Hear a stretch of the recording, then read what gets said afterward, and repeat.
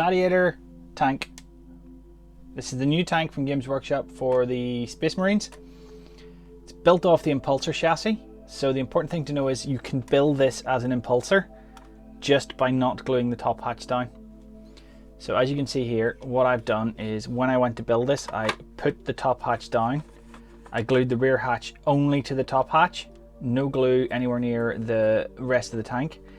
Then when you're gluing these little fuel tanky things on, just be very careful not to overspill any glue, because as you can see, that little white mark means I overspilled some glue. It glued itself ever so slightly down to the top of the tank.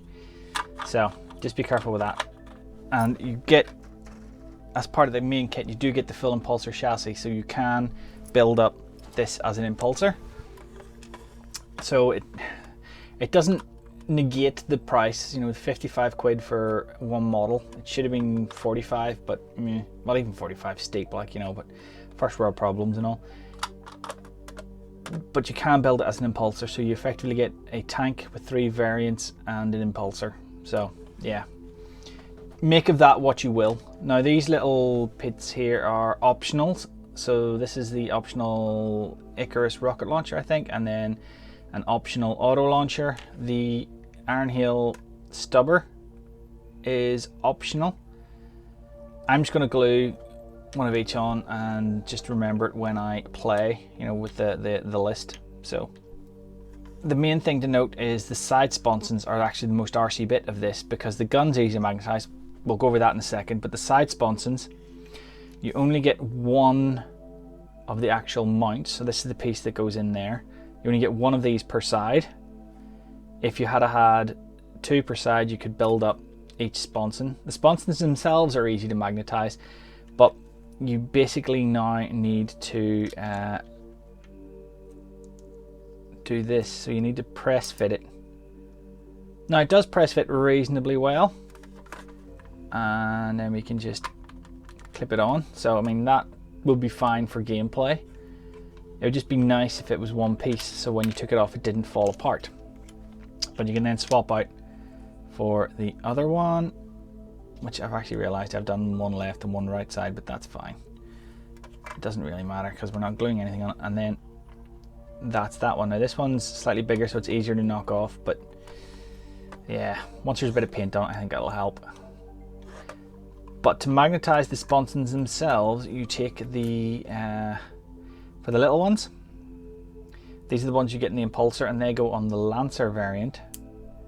So you can see here I've got magnets on each one, and that is literally just this piece with those nubs trimmed down flat, then drilled into 2mm so they accept a magnet.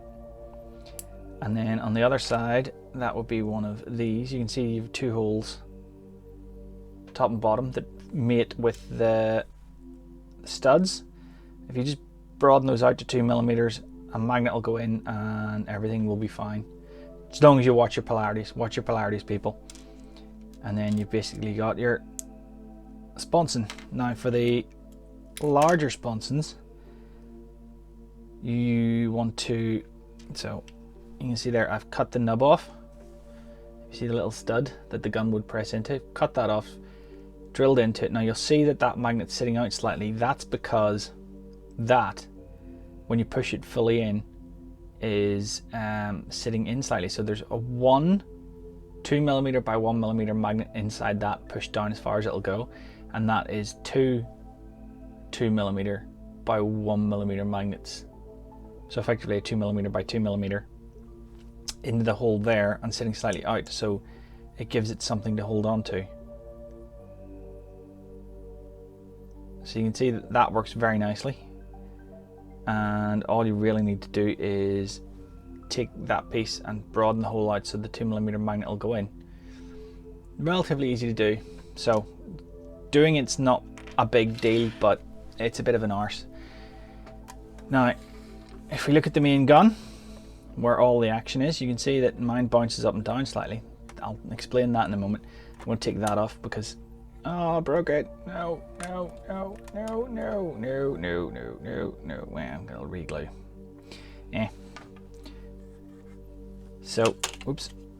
to You don't need to magnetize the main gun at all. So hang on, let me just focus. There we go. Oh, stop the shake. So you don't need to magnetize this at all. If you don't glue the base, you can pop it off and then you can switch the guns and pop it back on and drop the turret on and you're grand. That'll work fine.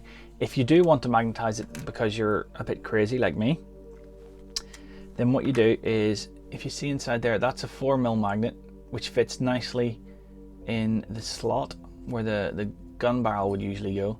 So it's one of those on either side. The one in the middle matches up to that one, and what that does is it stops the gun barrel drooping. Now it's not a big problem with the other two guns, but with this one, the Lancer gun, because it's so long, it really did droop down. You know, it's basically pivoting around the magnet, so that little magnet stops your barrel drooping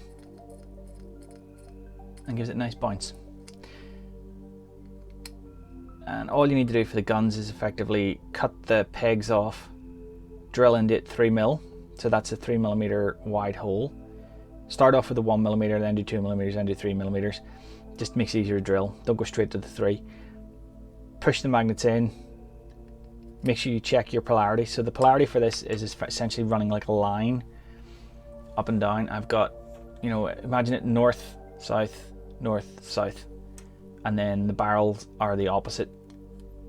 So that's how you magnetize this. Just remember, it can be built as an impulsor.